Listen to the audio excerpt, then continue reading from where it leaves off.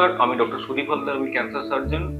Stress থেকেই যে cancer হয় এর কিন্তু আমাদের কাছে কোনো এভিডেন্স বা তথ্য এখনো পর্যন্ত নেই। তবে হ্যাঁ, যত আমাদের স্ট্রেস থাকবে, আমাদের ইদানিং যেরকম জীবনযাত্রা, তাতে যতই আমরা স্ট্রেসফুল থাকি, তাতে কিন্তু আমাদের ঘুমের ব্যাঘাত হবে, আমাদের এনার্জি রিপ্লেনিশমেন্ট হবে না, এবং ওভারঅল আমরা স্ট্রেস থাকলে আমাদের ওভারঅল ওয়েলবিংটা কমতে থাকবে।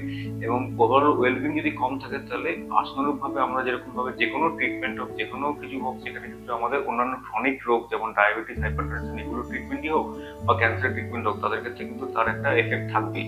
সুতরাং স্ট্রেস কখনোই কাম্য নয়, কিন্তু এরকম আমাদের কাছে কোনো প্রমাণ নেই যে স্ট্রেস ক্যান্সারের কারণ।